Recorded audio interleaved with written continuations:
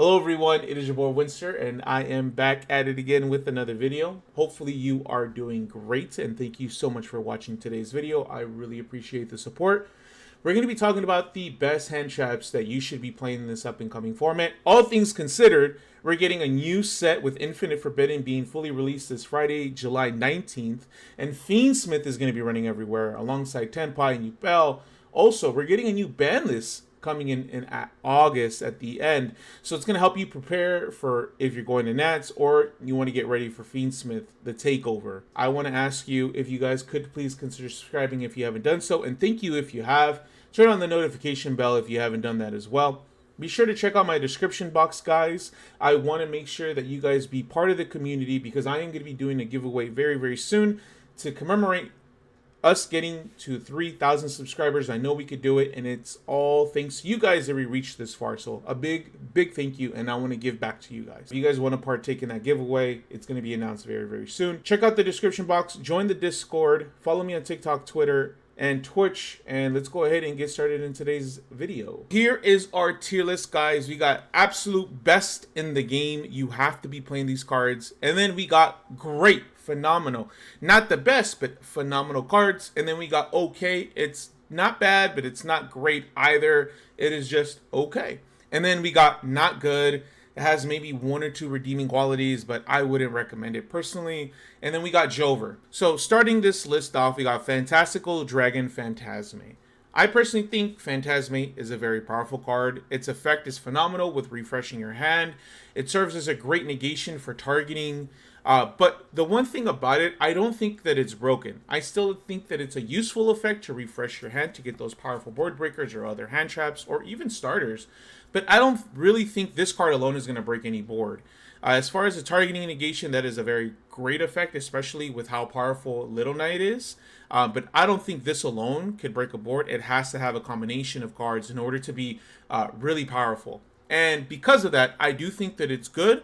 But I don't think it's great in any kind of sense of the way. I think it's just a very fair card.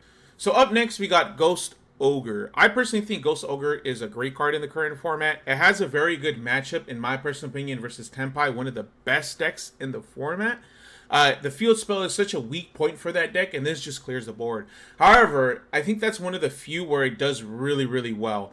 Snake Eyes, it could do okay, right? They sometimes need that body on board with Snake Eye Ash and Snake Eye Oak in order to activate the on-field effect and then get out the Flame Birch or bring out the other one. However, resilient as it may be, Snake Eye could just link all the way to Princess and just bring it back and then activate the effect. Also, with Labyrinth, I personally think it's a bad matchup. The only thing it could really get rid of is like a monster, the big mommy milkers on field, which I personally don't think that's enough. You want to be able to get rid of the back row versus that deck.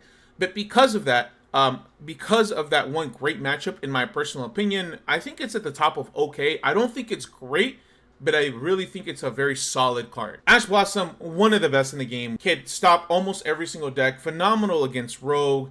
Could be discarded during Shifter. It just does so much. This card is phenomenal. The only downside is when you go against Snake Eye and you Ash something and they just use it and then they go into Hita, then link it off. I think that's the only downside to Ash, when realistically, even though how popular Snake Eye is, I don't think is a really big downfall of the card. It's definitely one of the best in the games. There's no argue about it. D Crow. I personally think this card is a phenomenal card in this up-and-coming format. Snake Eye Fiendsmith, guys. A lot of these effects work in the graveyard, shuffle back from the graveyard into the deck to summon out other monsters. It's just absolutely crazy, and this single-handedly gets rid of it. This is everything that you want from a Bestial and better, just without the body. Because not only can this target monsters, but this could target spells and trap and is a quick effect not once per turn, unlike Bestials, and only a quick effect when your opponent controls a monster. Considering all that, and it actually works against other decks as well, like Labyrinth, Despia, and stuff like that, I definitely think this is going to be a phenomenal card. I definitely think it's a great one. Worth definitely playing. Shout out to Tristan, shout out to Jay, the AZ homies here.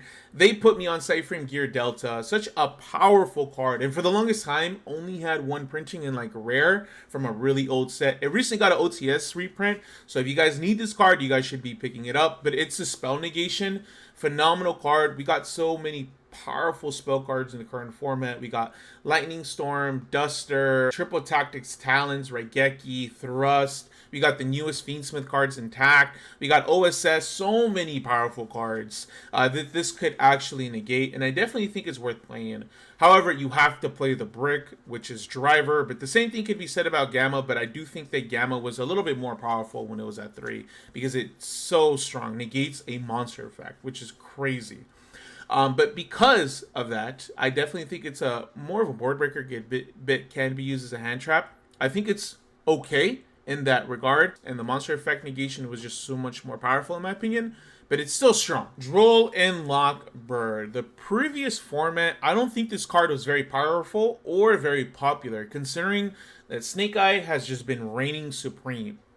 The previous format, or the format that we're currently in, Droll and Lockbird was not a very powerful or popular option, considering the best deck in the format is Snake Eyes, or any variations of Snake Eyes, and a lot of those decks don't really search. There are some that do, like Kashtira Snake Eyes, but Snake Eyes just really searches off of Bonfire, and they search off of Poplar, the field spell, or OSS, or even worse, it's placed off of Diabells, which could be searched off during the draw phase with Wanted.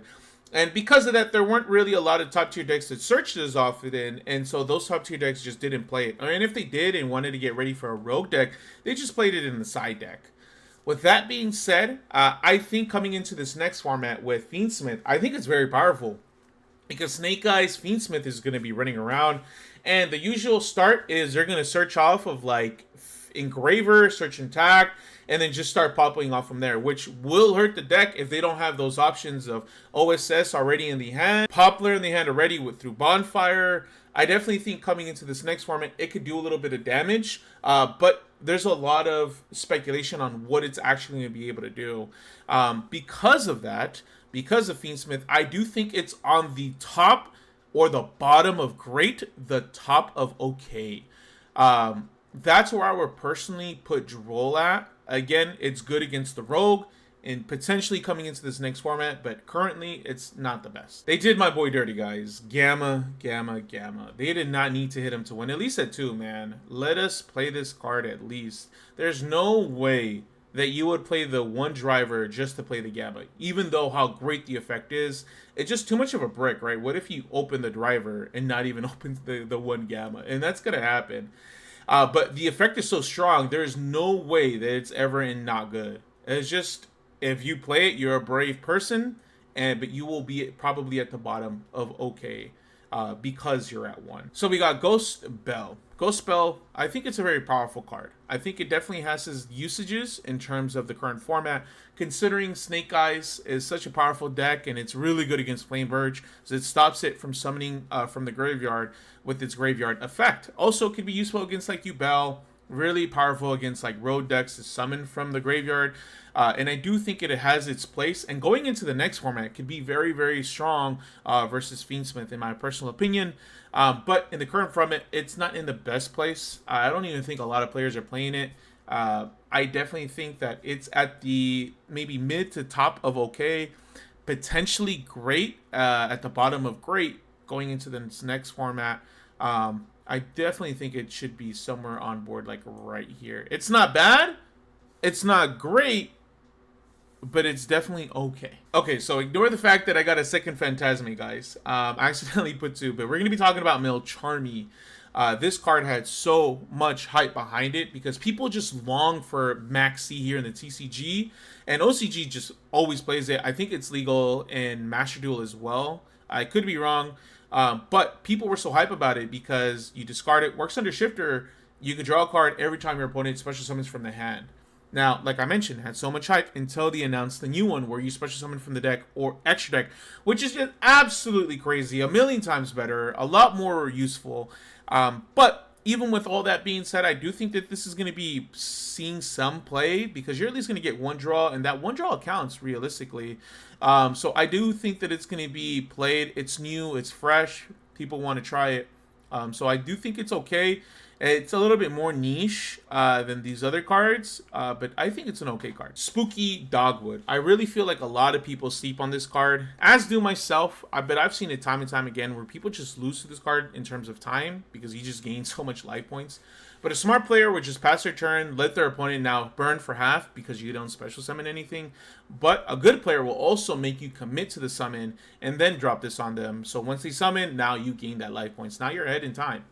But it's such a niche effect, and I do think there's better ways to burn your opponent, especially with what's coming next with Fiendsmith, and I see no FTKs. I do think that this is such a niche effect, but it is useful. I would say it's probably at the bottom of okay. I don't think it's bad, but it's a little niche. We got Contact C.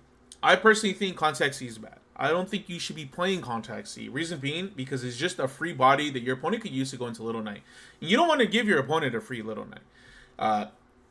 I think the only real strategies that this could potentially be good in is versus a deck that needs specific materials to go into monsters. I guess an example is like Illusion or maybe Branded, but they could just fuse into like Guardian Chimera and then just get rid of this and then continue with their plays.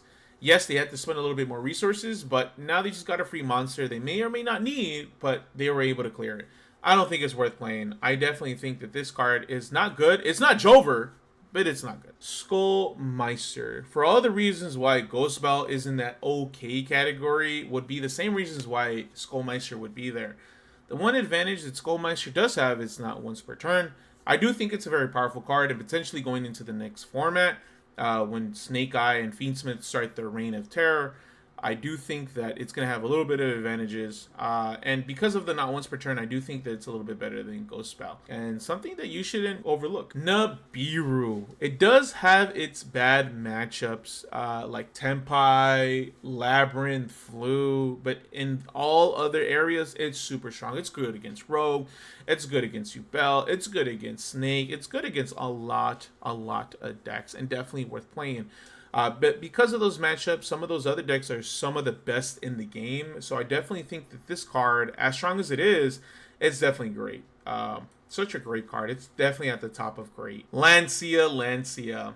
I don't think there's a real place for this card in the current format. There's not a lot of decks that banish, and I don't think it's really worth playing. This is going to be Jover Boys. It's Jover. Ghost Mourner. Such a powerful card. Everywhere that spooky Dogwood lacks at, Ghost Mourner just excels at, because it not only can come into time by if that monster leaves the field in any kind of capacity, it burns your opponent with that monster's attack, but also negates the entire effect. So Snake Eye Ash and Oak, their entire effects are negated. So I really think it's a powerful card, and especially in this current format. So I do think it is a great card, in my personal opinion. Winter Cherries. Even though I got a playset of ulti sitting in my binders, it's Jover, man. I don't think there's a lot of decks that run this card, and even ones that do, they're rogue and they're just stun decks to just rip cards out of your opponent's extra deck. Again, I don't think it's bad, but I don't really think it's worth playing. Shifter. Such a powerful card. If your deck could run it comfortably, I don't see an area where you wouldn't be playing this card. However, it only really works with those types of decks that can play it. I don't think anyone is citing it that doesn't need to play it or can't play it. So I do think it belongs in great at the very top. At worst, it's the best in the game all the way at the bottom. But this card is powerful. It turns off decks instantly the moment that they drop it. Ever so threatening, ever so scary. Do you have anything in draw phase? Question is just, it's literally burned into my DNA of how scared I am of that question during my draw phase. Infinite Impermanence. It's one of the best hand traps in the game. Doesn't activate talents, not once per turn, could activate it from your hand. Everything is going for this card. Such a phenomenal card. Like I said, one of the best in the game right now. Bestials. Everywhere where DD Crow falters, this hand trap could excel at, right? Gives you a beefy monster. Yes, could only target monsters that are light and dark in the graveyard. Yes, only a quick effect when your opponent controls a monster. But when you get them on the board, they're pretty threatening. Druid Swarm obviously sends a monster when it's sent to the graveyard. Magma gives you another Bestial. Phenomenal engine. Phenomenal board breaker. It's just really great card in my opinion. Phenomenal matchups versus like Yubel. Phenomenal matches versus Labyrinth. Maybe not Snake Eyes. You could banish the Diabellstar. Awful versus Tenpai. It has a lot of great matchups. Very useful. Beefy body.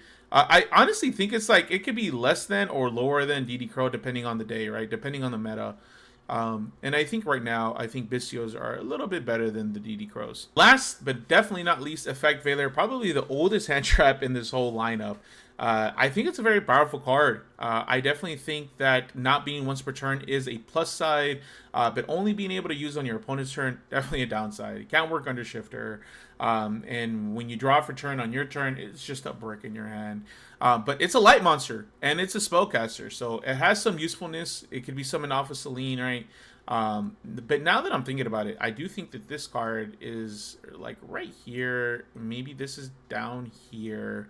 And Effect Veiler would probably be in this same area right here. Maybe a little bit less because of like it's not usefulness on your turn and can't burn your opponent for time. I value those types of resources because sometimes it does fall to time, right? With like Ghost Winter and stuff. So it's great, but definitely has its flaws. That is going to be it for my hand traps tier list, guys. Let me know what you guys think in the comment section. What cards did I miss? What cards should I rank a little higher or lower? What do you guys think about the overall hand trap tier list? And what are your guys' tier list for hand traps? Leave it in the comment section. I love to get your guys' feedback. I'm always willing to change my mind. I'm open-minded. Some things can be changed, but let me know in the comment section below. But do not forget to subscribe. Do not forget to turn on the notification, like, comment, and I will check you guys on the next one. Peace out, guys.